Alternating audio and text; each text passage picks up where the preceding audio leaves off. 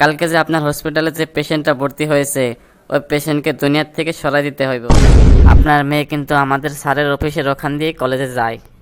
হঠাৎ করে একদিন দেখলেন যে আপনার মেয়ে বাড়িতে ফিরল না।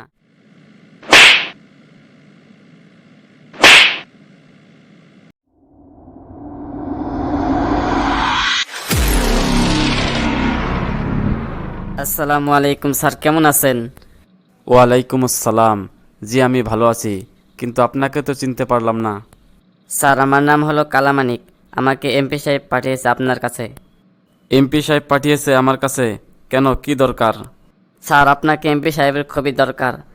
এমপি সাহেবের জন্য আপনার একটি কাজ করে দিতে হবে। ও আচ্ছা, কি কাজ করতে হবে বলুন শুনি।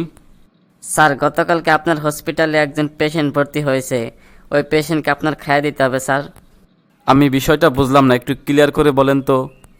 স্যার, এই সহজ বিষয়টা বুঝতেছেন না? এটা না বোঝার তো কিছু নাই। এই আপনি এখানে সময় নষ্ট করার জন্য আসছেন নাকি? আপনি কি বলবেন ক্লিয়ার করে বলেন।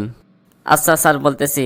কালকে যে আপনার হসপিটালে যে পেশেন্টটা ভর্তি হয়েছে ওই পেশেন্টকে দুনিয়ার থেকে সরাই দিতে হইব। আর এই কাজটা আপনি সহজে করতে পারবেন, তাই এমপি সাহেব আপনার কাছে পাঠিয়েছে আমাকে। এই আপনি কার সামনে বসে কথা বলছেন, হুঁশ আছে কি? আরে স্যার, এত খেপে যাচ্ছেন কেন? আপনার দিকটা তো আমরা দেখব। আমার দিকে দেখবেন মানে? আপনাকে তো আমরা খুশি করব। আপনার কত টাকা লাগবে বলেন? আরে মিয়া, আপনারা মানুষ চিনতে ভুল করেছেন। ডাক্তারের কাজ হলো মানুষ বাঁচানো, মানুষ মারা না। আমি কিন্তু এখন চাইলেই আপনাকে পুলিশের হাতে তুলে দিতে পারি। আপনাকে আমি ফার্স্ট এবং লাস্ট ওয়ার্নিং দিচ্ছি, আপনি এখান থেকে বের হয়ে যান, নয়তো আপনার বিরুদ্ধে আমি অ্যাকশন নিতে বাধ্য হব। আরে স্যার, এত চেতেন কেন? আপনার মেয়ে কিন্তু আমাদের স্যারের অফিসের ওখান দিয়ে কলেজে যায়। হঠাৎ করে একদিন দেখলেন যে আপনার মেয়ে বাড়িতে ফিরল না, তখন কি হবে বলেন? আমার অফিসে এসে আমাকে হুমকি দেওয়া এত বড় সাহস তুই কোথায় পেলি? এখানে আয় তুই, তোর সাথে একটি জরুরি কাজ আছে। না স্যার, থাকেন, গেলাম। তবে আজকের দিনের কথাটা মনে থাকবে।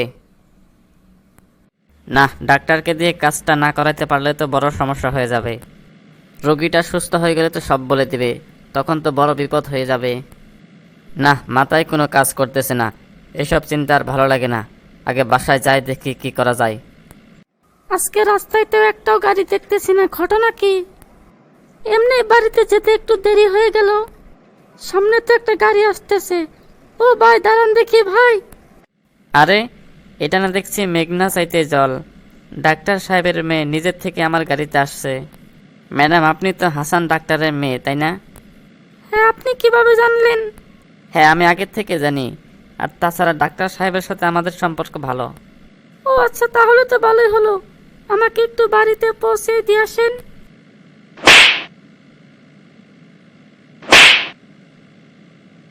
কি ব্যাপার, আমাকে এভাবে মারতেছেন কেন?